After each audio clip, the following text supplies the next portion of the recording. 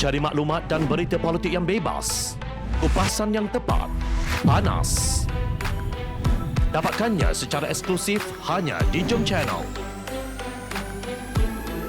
Komitmen kami, pentasan berita Isnin hingga Jumaat. Berbicara dan isu semasa, kami garapkan secara langsung. Panel-panel berkaliber dan profesional. Interaktif, pandangan anda kami raikan. Jangan lupa bersama kami di setiap hujung minggu dalam edisi khas mingguan. Jom Channel, moving forward, sharing a new experience.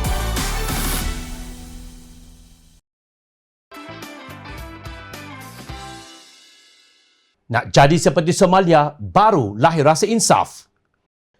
Pengerusi Pakatan Harapan Terengganu, Datuk Raja Kamarul Bahrain Shah membidas kenyataan Menteri Tugas-Tugas Khas Datuk Seri Muhammad Rizwan Muhammad Yusof yang terus berdalih kononnya Malaysia belum lagi mencapai ciri-ciri sebuah negara gagal atau failed state. Rizwan dilaporkan menyebut bahawa sistem dan undang-undang di Malaysia masih wujud berfungsi dan tidak lumpuh. Namun Raja Kamarul berkata sistem yang masih wujud untuk menghukum rakyat biasa secara tidak adil, tetapi menteri menerima layanan istimewa jika mereka melanggar undang-undang. Bukankah lebih baik untuk kita bersikap kritis terhadap diri kita sendiri berbanding menunggu sehingga terlambat untuk menyelamatkan negara ketika menghadapi masalah antara hidup dan mati bidasnya? Dalam satu hantaran di Facebook beliau pada 12 Julai. Menurut beliau, banyak kematian yang dapat dielakkan jika pemerintah lebih cekap dan prihatin. Beliau juga membangkitkan mengenai amaran wakil-wakil dari Dewan Perniagaan Jerman, Jepun, Amerika Syarikat dan Belanda berhubung SOP yang lemah dan perancangan pengurusan yang buruk mengenai penyelarasan krisis COVID-19 tetapi tidak diendahkan dan kini telah menakutkan pelabur asing untuk memasuki Malaysia. Dr. Adiba, seorang pakar penyakit berjangkit yang berada di panel pakar kesihatan World Health Organization atau WHO, dikriti oleh Setiausaha Politik Menteri Perumahan dan Kerajaan Tempatan kerana memberi nasihat berhubung tindakan menyembuh sanitasi secara besar-besaran adalah tidak berkesan dan satu pembaziran. Ini merupakan beberapa nasihat asas yang bagus tetapi terus ditolak oleh kerajaan, kata Raja Kamarul.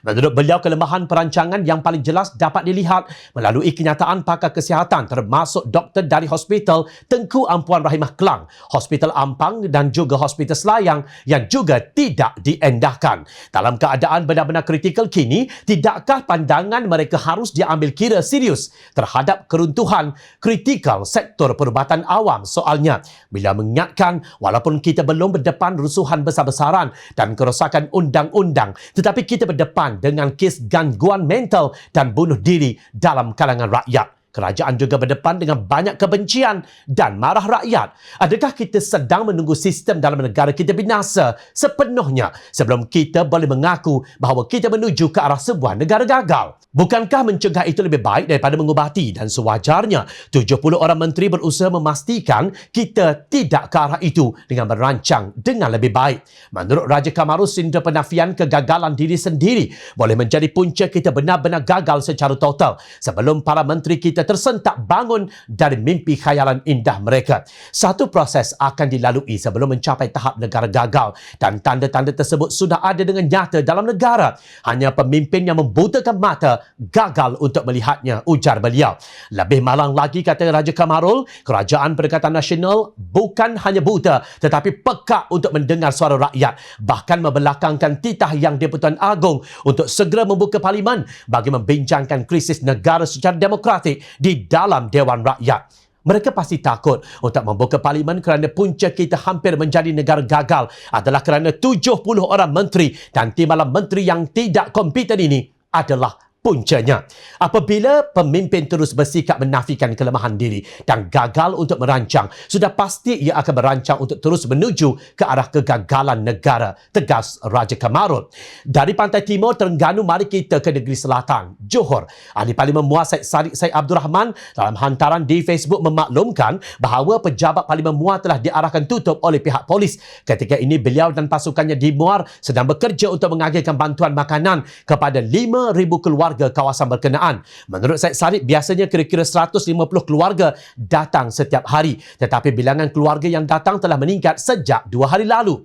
Orang sedang susah, lapar dan sakit, mereka wajib dibantu. Pejabat saya tak boleh tolak orang yang mahu datang. Nak suruh mereka pulang sebab orang ramai tak sampai hati. Rakyat Parlimen Muar adalah tanggungjawab saya, ujarnya. Beliau menjelaskan pihaknya telah berusaha supaya prosedur operasi standard SOP dipatuhi. Kami sediakan sistem kupon, 100 kupon setiap hari untuk ambil bantuan makanan kepada 100 keluarga. Kami guna khidmat rela untuk kawal situasi di luar pejabat. Kami sudah hantar surat mohon pihak polis untuk bantu jaga semua yang hadir ke pejabat, tegasnya. Beliau juga sudah mengagihkan sejumlah makanan kepada semua ketua kampung untuk diagihkan di kawasan masing-masing. Had jumlah pengunjung ke dalam pejabat juga kami buat. Yang lain perlu beratur dengan jarak sesuai di luar pejabat.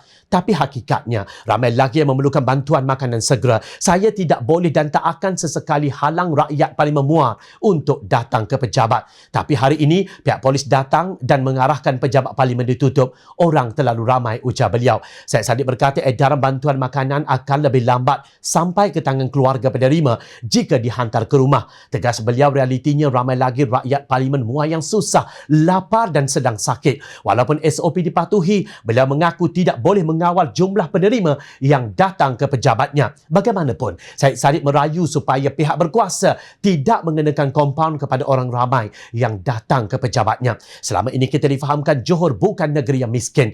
Tetapi kenapa begitu ramai rakyat berkumpul meminta bantuan wakil rakyat jika ia bukan fenomena yang berlaku akibat sebuah kegagalan? Takkan nak tunggu sampai terjadi perang saudara seperti di Afghanistan atau Somalia baru para politikus tahap kayangan dan profesor perundangan di Menara Gading tersentak bahawa negara kita telah jatuh ke gaung kegagalan. Jika itu berlaku, yang tinggal nanti hanyalah tangisan kekesalan. Jom channel bersetuju dengan petikan Raja Kamarul. Fail to plan and you shall plan to fail. Jika gagal untuk merancang, maka anda sebenarnya merancang untuk gagal. Ingat, rakyat sentiasa memerhati.